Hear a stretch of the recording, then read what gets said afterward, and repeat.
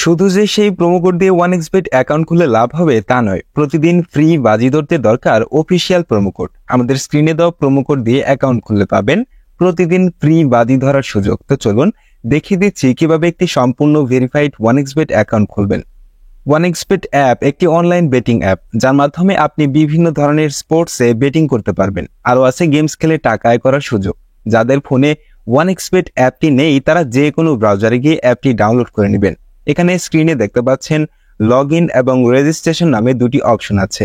এখানে রেজিস্ট্রেশন অপশনে যাবেন, এরপর দেখতে পাচ্ছেন কিছু অপশন দেওয়া রয়েছে। আপনি ইন ওয়ান ক্লিক অপশনটিতে চাপ দিবেন। এখানে কান্ট্রিতে বাংলাদেশ সিলেক্ট করবেন এবং কারেন্সিতে বাংলাদেশি টাকা বিডিটি সিলেক্ট করবেন। শুধুমাত্র প্রোমো কোডের জায়গায় আমাদের অফিসিয়াল প্রোমো কোড BNP22 বসাতে হবে। আমি আবারও বলছি, আমাদের অফিসিয়াল প্রোমো কোডটি হলো BNP22। মনে রাখবেন, আমাদের প্রোমো কোডটি বসালে পাবেন অসংখ্য বোনাস এবং যে কোনো সময় বিকাশ, নগদ, রকেটের মাধ্যমে ডিপোজিট এবং উইথড্র করতে পারবেন। প্রোমো কোডটি বসানো হয়ে গেলে নিচের খালি ঘরটিতে টিক চিহ্ন দিন, এরপর রেজিস্টার বাটনে ক্লিক করুন। রোবট ভেরিফিকেশন চাইলে তা সফলভাবে সম্পন্ন করবেন। দেখুন, আপনাকে একটি আইডি আর পাসওয়ার্ড দেওয়া হয়েছে। এই আইডি আর পাসওয়ার্ড অবশ্যই স্ক্রিনশট নেবেন বা কপি করে রাখবেন। তারপর নেক্সট বাটনে চাপ দিন। দেখুন, অ্যাকাউন্ট খোলা হয়ে গেছে। এখন অ্যাকাউন্ট ভেরিফাই করার পদ্ধতি দেখাচ্ছি। এজন্য নিচে মেনু বাটনে চাপ দিয়ে উপরে পার্সোনাল প্রোফাইলে চাপ দিন। এরপর এরকম একটি পেজ আসবে। এখন ফোন নাম্বার লিংক অপশনে চাপ দিয়ে আপনার ফোন নাম্বারটি বসাবেন। এরপর নেক্সট বাটনে ক্লিক করে আপনার ফোন নাম্বারে একটি ওটিপি কোড যাবে এবং সেই কোডটি এখানে বসাতে হবে। এরপর নিচে কনফার্ম বাটনে ক্লিক করতে হবে। নাম্বার ভেরিফাই হয়ে গেলে ব্যাকে চলে আসবেন।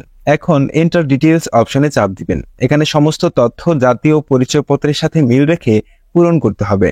এখানে আপনার নামের প্রথম অংশ লিখবেন, তারপর শেষ অংশ লিখবেন। এরপর জন্মসাল, মাস এবং জন্ম তারিখ লিখবেন। প্লেস অফ বার্থ মানে জন্মস্থান লিখবেন। এরপর রিজিয়ন সিলেক্ট করে বাংলাদেশ সিলেক্ট করবেন। এরপর সিটিতে ঢাকা এবং রেসিডেন্সে আপনার জেলাটি লিখবেন। ডকুমেন্ট টাইপ সিলেক্ট করে ন্যাশনাল আইডি সিলেক্ট করবেন এবং সিরিজের ঘরে 1 লিখবেন। ডকুমেন্টের ঘরে আপনার এনআইডি নাম্বার লিখবেন। এরপর ডেট অফ ইস্যু এর ঘরে এনআইডি এর উল্টো পাশে দেওয়া ইস্যু ডেট বসিয়ে দিবেন। ইস্যুড বাই এর ঘরে বাংলাদেশ গভর্নমেন্ট লিখবেন। সবকিছু ঠিক থাকলে পাশে থাকা আইকনে ক্লিক করবেন। এর মাধ্যমে অ্যাকাউন্টটি ভেরিফাই হয়ে যাবে। এখন দেখুন কিভাবে অ্যাকাউন্টে টাকা ডিপোজিট করা যাবে। ডিপোজিট করার জন্য ব্যাকে চলে আসুন। উপরে ডিপোজিট বাটন দেখা যাচ্ছে, এখানে ক্লিক করুন।